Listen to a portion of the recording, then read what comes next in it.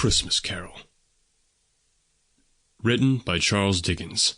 Narrated by Brady Smith. A production of Another World Audiobooks. Copyright 2018. A Christmas Carol, in prose, being a ghost story of Christmas, by Charles Dickens. Preface. I have endeavoured in this ghostly little book to raise the ghost of an idea, which shall not put my readers out of humour with themselves, with each other, with the season, or with me. May it haunt their houses pleasantly, and no one wish to lay it. Their faithful friend and servant, Charles Dickens. December 1843. Stave 1. Marley's Ghost. Marley was dead, to begin with. There is no doubt whatever about that. The register of his burial was signed by the clergyman, the clerk, the undertaker, and the chief mourner. Scrooge signed it, and Scrooge's name was good upon change for anything he chose to put his hand to. Old Marley was as dead as a doornail. Mind, I don't mean to say that I know, of my own knowledge, what there is particularly dead about a doornail.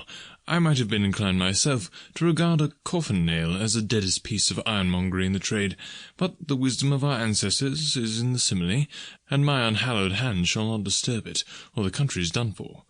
You will therefore permit me to repeat emphatically that Marley was as dead as a doornail.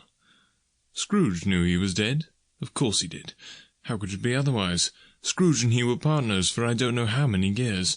Scrooge was his sole executor, his sole administrator, his sole assign, his sole residuary legatee, his sole friend and sole mourner. And even Scrooge was not so dreadfully cut up by the sad event, but that he was an excellent man of business on the very day of the funeral, and solemnized it with an undoubted bargain. The mention of Marley's funeral brings me back to the point I started from. There is no doubt that Marley was dead. This must be distinctly understood, or nothing wonderful can come of the story I am going to relate. If we were not perfectly convinced that Hamlet's father died before the play began, there would be nothing more remarkable in his taking a stroll at night, in an easterly wind, upon his own ramparts, than there would be in any other middle-aged gentleman rashly turning out after dark in a breezy spot, say St. Paul's churchyard, for instance, literally to astonish his son's weak mind. Scrooge never painted out old Marley's name. There it stood, years afterwards, above the warehouse door, Scrooge and Marley. The firm was known as Scrooge and Marley. Sometimes people new to the business called Scrooge, and sometimes Marley, but he answered to both names. It was all the same to him. Oh, but he was a tight-fisted hand. Sample complete. Ready to continue?